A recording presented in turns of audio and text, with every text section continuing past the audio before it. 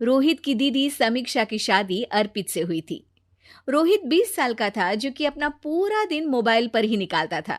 कभी पबजी खेलता तो कभी यूट्यूब चलाता।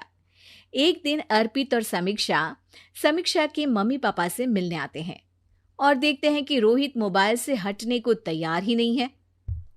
अरे रोहित, तुम्हारी तो आईआईटी की परीक्षा है ना? तुम तैयारी नहीं कर रहे हो परीक्षा की? वो सब तो मोबाइल पर ही हो जाएगा। ये देखिए, ये है गूगल। इससे जो भी पूछो वो सब बता देता है।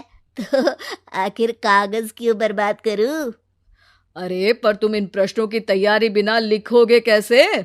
उसमें क्या है, ये देखिए नोटपैड, बिल्कुल कॉपी जैसा है, इसी पर कर लूंगा। हम जब तुम्हारी उम्र के थे तब हम दोस्त मिलकर प्रश्न हल किया करते थे। उससे हमारी हैंडराइटिंग की भी प्रैक्टिस हो जाती थी और समय का भी अंदाजा लग जाता था। और फिर साथ में हम एक दूसरे की मदद भी कर देते थे अगर कोई अटक जाए तो। आपका जमाना अलग था जीजा जी। अभी जमाना फास्ट और स्मार्ट हो गया है। जमाना क्या, अब तो फोन भी स्मार्ट हो गया है। समय के साथ बदलना पड़ता है जीजा जी। अब बस भी कीजिए, आप हर चीज को लेक्चर में बदल देते हैं। रोहित अच्छा कर लेता है परीक्षा में। इतने में अर्पित के सास ससुर जी आ जाते हैं हॉल में और अर्पित इस बारे में बात नहीं करता। हालांकि अर्पित को लगता तो है कि पूरी तरह मोबाइल पर लगे रहना सही नहीं है, पर वो इस बात को और नहीं छेड़ता। ऐसे ही 2 दिन निकल जाते हैं। समीक्षा, मुझे काम से फोन आया था, मुझे वापस काम पर लौटना पड़ेगा। पर हमें आए हुए तो 2 ही दिन हुए हैं। अभी चले गए तो माँ और पापा को अच्छा नहीं लगेगा ना। अच्छा ठीक है, तुम रुक जाओ, मैं काम खत्म करके फिर लौट आऊंगा। एक काम कीजिए ना, परसों रोहित भी परीक्षा के लिए निकलेगा, आप उसी के साथ निकल जाना। दोनों वैसे भी बात नहीं करते, साथ में जाएंगे तो हो सकता है आप लोग आपस में बातचीत भी करने लग जाओ। ठीक है, मैं काम को 2 दिन टाल सकता हूँ। उसी रात जब सब खाना खाने बैठे थे तो अर्पित अपने जाने की खबर बाकी लोगों को बताता है। मुझे काम के लिए वापस जाना होगा। अरे बेटा, पर अभी तो तुम आए हो, इतनी जल्दी चले जाओगे? नहीं माँ जी, समीक्षा यहीं रहेगी और मैं जल्दी काम खत्म करके वापस आ जाऊंगा। ठीक है, काम भी ज़रूरी है। वैसे कब निकलोगे बेटा? 2 दिन में। मैंने सुना है कि उस दिन रोहित को भी परीक्षा के लिए जाना है, तो कल मैं दोनों की टिकट करा लेता हूँ बुक।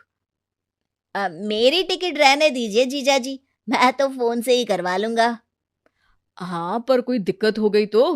अरे कोई दिक्कत नहीं होती जीजा जी, फोन सब कर सकता है। हमारे फोन के रिचार्ज से लेकर टीवी का रिचार्ज सब रोहित यही फोन से बैठे बैठे कर देता है। अब ये नई चीज तो हमारे समझ के परे है, पर अच्छा है कि रोहित जानता है। हमारी मेहनत इतनी कम हो गई भाई। हाँ, पर अगर टिकट नहीं मिली तो? अर्पित की बात पूरी होने से पहले ही बिजली चली जाती है। अरे ये क्या हो गया, आपने बिजली का बिल भर तो दिया था ना?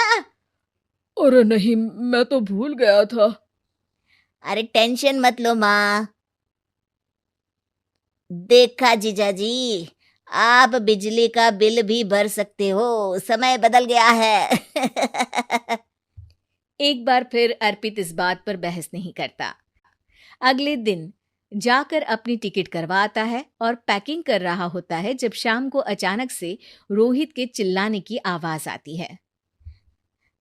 नहीं, प्लीज प्लीज हो जा, ऐसा मत कर यार, प्लीज हो जा। अरे क्या हो गया रोहित? दीदी, सर्वर हैंग हो गया, मेरी टिकट नहीं हो पाई दीदी। क्या मतलब टिकट नहीं हो पाई? इतने में वहां रोहित के मम्मी और पापा भी आ जाते हैं। अरे क्या हो गया? माँ, मेरा टिकट नहीं हो पाया, सर्वर डाउन हो गया। अरे पर तूने तो बोला था कि हो जाएगा। हो जाता है, पर अब क्या करूं, ये क्या हो गया? अब कल की तो कोई बस भी नहीं है, ना ही अब टिकट मिलेगी ट्रेन की कल के लिए। मुझे तो कोई रास्ता नहीं दिख रहा। अब फिर लगता है मेरा ये साल बर्बाद हो जाएगा।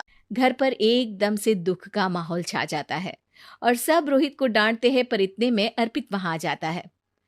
आप सब रोहित को क्यों डांट रहे हैं? आपने ही तो उसे बढ़ावा दिया था ना।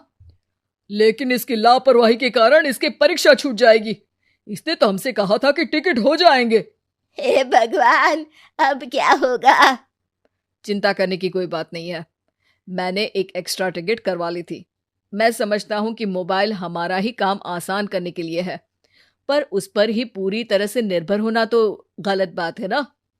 रोहित टिकट को देखकर बहुत खुश हो जाता है और जोर से जाकर अपने जीजाजी के गले लग जाता है।